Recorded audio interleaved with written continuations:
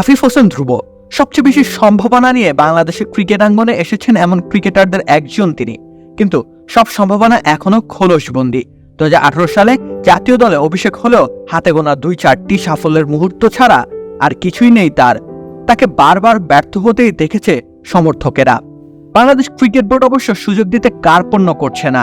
High performance unit, Bangla Tigers কিংবা এ দলের আবরণে এই বাঁহাতিকে খেলার সুযোগ ঠিকই করে দেওয়া হচ্ছে, কিন্তু প্রতিবারই সুযোগ হেলায় হারাচ্ছেন তিনি। সেটারই আরেক জলজ্যান্ত উদাহরণ চলতি টপ এন্ড টি-20 সিরিজ। আকবর আলীর নেতৃত্বে বাংলাদেশ এইচপি দল অস্ট্রেলিয়ার মাটিতে অজি ক্লাব ও পাকিস্তান শাইন্সের বিপক্ষে টি-20 টুর্নামেন্ট খেলছে, আর সেখানে পরপর 3 ম্যাচ খেলে পুরোদস্তুর ফ্লপ আফিফ। অথচ তারুণ্য নির্ভর দলটাতে সবচেয়ে বেশি আন্তর্জাতিক ম্যাচ খেলার অভিজ্ঞতা তারই।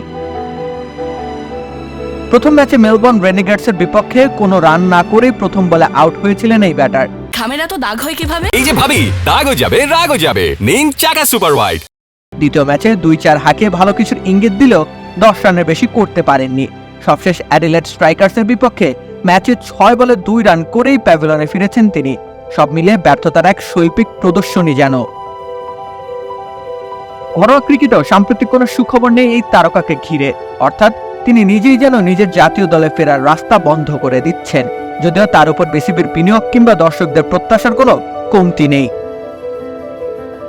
লাল সবুজ জার্সিতে ধ্রুব তারা হবেন ধ্রুব, এমনটাই কথা ছিল, কিন্তু এখন উল্টো প্রশ্ন উঠেছে তার পতন নিয়ে। 100 ম্যাচের আন্তর্জাতিক ক্যারিয়ার নিয়ে কি ইতি ঘটবে আফিফ অধ্যায়ের? উত্তর এখনো ঝুলে আছে হ্যাঁ আর না এর মাঝামাঝিতে।